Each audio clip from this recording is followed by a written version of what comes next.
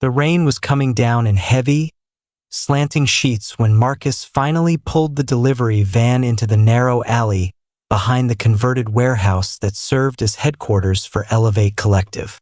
I killed the engine and sat there for a moment, listening to the water hammer the roof like impatient fingers. My phone buzzed again in the cup holder. 7th text from Lauren in the last 20 minutes. Where are you? Meeting started 15 minutes ago. Everyone's waiting. I exhaled slowly, wiped fog from the inside of the windshield with the heel of my hand, and typed back one word. Here. The back door of the building swung open before I even had the keys out of the ignition. Lauren stood there under the overhang, arms folded, wearing the charcoal blazer she always put on when investors were in the room. Her hair was perfect despite the humidity. She didn't smile. "You're soaked," she said as I jogged up the 3 concrete steps. It wasn't concern. It was observation, the way someone might note that a presentation slide was misaligned. Traffic was bad. Then the storm hit. I shook water off my jacket. "Sorry I'm late." She glanced at her watch, rose gold, the one her father gave her when she closed her first 7-figure round. Then back at me. "They're asking about the delivery metrics again. You know how they get when the numbers aren't front and center." I nodded. I knew. Inside, the open-plan space smelled of expensive coffee and fresh whiteboard markers. 15 people sat around the long, reclaimed wood table. 3 venture partners in tailored navy suits, 2 junior associates taking notes, and the rest of our core team looking like they'd rather be anywhere else.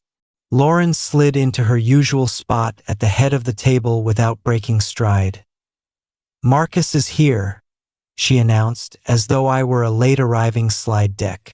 "Let's pick up where we left off." I took the empty chair beside her, the one that used to feel like mine by right. No one asked how the last drop-off went. No one asked why my shirt was clinging to my shoulders. They just resumed talking about churn rate, customer lifetime value, and the shiny new partnership with the celebrity fitness app that Lauren had personally negotiated. I listened. I nodded at the right moments. When one of the VCs asked me directly about the driver retention numbers, I gave the answer I'd rehearsed in the van. Improving, but still a concern, especially in the outer boroughs. Lauren's foot tapped once under the table, her subtle signal that I should wrap it up faster. Afterward, when the investors had shaken hands and left with their leather folios, the room exhaled. Lauren stayed seated, scrolling through her phone. I waited until the last team member drifted toward the kitchenette before I spoke. "I need to talk to you." She didn't look up. "Can it wait? I have a call with Tokyo in 20. It's about the party tonight." Her thumb paused mid-scroll. "The launch party? What about it?" "I'm supposed to pick you up at 7. Black car, right? Because the branding team decided the matte gray Tesla looks better in photos than my van." She finally met my eyes. "It's not about your van looking bad, Marcus. It's about optics, consistency. The whole point of tonight is to project that we're the seamless, premium experience. Showing up in a cargo van with the company logo half peeled off the side doesn't exactly scream luxury logistics." I felt the familiar tightness start behind my sternum. I've been driving that van 16 hours a day for 3 years. It's how we got the first 500 customers, before any of those fancy cars existed. "I know that," she said, softer now, reaching over to touch my wrist. "And I appreciate it. You know I do. But tonight isn't about the grind anymore. Tonight is about the next chapter." I looked at her fingers on my skin. Clean, manicured nails. No calluses. "I'm not coming tonight." Her hand stilled. "What?" "I'm not driving you. I'm not standing in the corner holding a sparkling water while people congratulate you on how effortlessly you built all of this. I pulled my arm back slowly. I'm done being the support staff. Lauren blinked once, twice. Then she laughed. A short, surprised sound that didn't reach her eyes. You're tired. It's been a long day. You don't mean that. I do. She leaned forward, voice dropping to the intimate register she used when she wanted to close a deal. Marcus, babe, this is our night. We talked about this. You said you were proud of what we're building. I am proud. I'm proud of what you're building. I'm just not sure anymore that I'm part of the blueprint. Her expression shifted, confusion giving way to something sharper. You're being dramatic. This one party, one ride in a rented car. You're acting like I asked you to wear a costume and serve drinks. You didn't ask me to wear a costume, I said quietly. You just asked me not to be seen. The words landed heavier than I expected. The room felt suddenly too large, the exposed brick walls too close. Lauren stared at me for a long beat. Then she stood, smoothing her blazer. I have to take this call. We'll talk later. When you're not emotional. She walked toward the glass conference room at the far end, already lifting the phone to her ear. I watched her go, watched the way she squared her shoulders, reset her face, became the version of herself the world paid to see I didn't follow. Instead, I walked back through the rain to the van, climbed inside, and sat in the driver's seat with the door open, letting the water pool on the rubber mat. My phone lit up again. A calendar reminder. Launch party 7 p.m., the standard, Highline rooftop. I swiped it away. The apartment was quiet when I got home. Lauren's shoes, the tall black ones with the red soles, were neatly lined up by the door. Her laptop bag hung on its hook. Everything in its place that I went straight to the spare room we'd always called the office. Though neither of us ever really used it for work. My things were mostly there already. The tool bag from when I still fixed things for people on weekends, the box of vinyl records I'd stopped playing when she said the turntable took up too much visual real estate, the old Carhartt jacket I wore on winter deliveries before we could afford heated seats in the fleet. I pulled the 2 suitcases from under the daybed. They were the ones we'd bought for the trip to Tulum we never took because she got invited to a tech summit in Lisbon instead. I packed methodically. Work boots, flannel shirts, the coffee mug my sister painted with a terrible cartoon truck when she was 9, my passport just in case. I left the framed photo of us at the first warehouse we rented, her smiling wide, me with my arm around her waist, both of us covered in dust and hope. On the kitchen counter, I left 1 sheet of paper torn from a legal pad. I'm respecting the optics. Hope the rented car photographs well. No signature. No explanation. Just the sentence and the silence underneath it. I loaded the suitcases into the van, locked the apartment door behind me, and slid the key under the mat the way we used to when we first moved in and kept forgetting it. Then I drove. Not toward the High Line, not toward any rooftop. I drove west, past the glowing billboards, past the bridges, until the city thinned and the highway opened up. I didn't have a destination yet.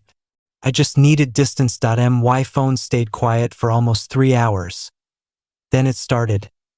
First a text at 8:14 p.m. Hey, where are you? Everyone's asking. Then at 8:47, Marcus, this isn't funny. Call me. At 89:22 the calls began. I let them ring through. By 10:30 the voicemails started arriving. I didn't listen until I pulled into a rest stop somewhere in Pennsylvania, engine idling, rain still tapping the roof. Her first message was crisp, professional, the same tone she used with difficult clients. Marcus, I don't know what this is, but it's embarrassing. People noticed you weren't here. I had to make excuses. Just come back. We can talk in the morning. The second was shorter, angrier. You're seriously doing this? Over a car? Grow up. The third was different, softer, cracked. I got home. Your stuff is gone. The office is empty. I don't understand. Please just tell me where you are. I'm scared. I sat with that one for a long time. Then I deleted them all. The next morning I woke up in a roadside motel with thin walls and a flickering neon sign outside the window. I made instant coffee in the tiny machine, sat on the edge of the bed, and opened my laptop. There were 14 unread emails from Lauren, subject lines progressing from confusion to accusation to desperation. I didn't open them. Instead, I called my old dispatcher from the parcel company I'd worked at before Elevate. He picked up on the second ring. Marcus? Hell, man, it's been years. Yeah, you still hiring drivers? He laughed. Always. You coming back? If you'll have me. Doors open. When can you start? Tomorrow if you need me. I hung up, feeling something loosen in my chest. Not relief exactly. More like the moment after you finally exhale. 6 weeks later, I had a small studio above a hardware store in a town that still had a working movie theater on Main Street. Rent was cheap. The landlord didn't care what kind of vehicle I drove. I liked the quiet. The emails kept coming for a while. Then they slowed.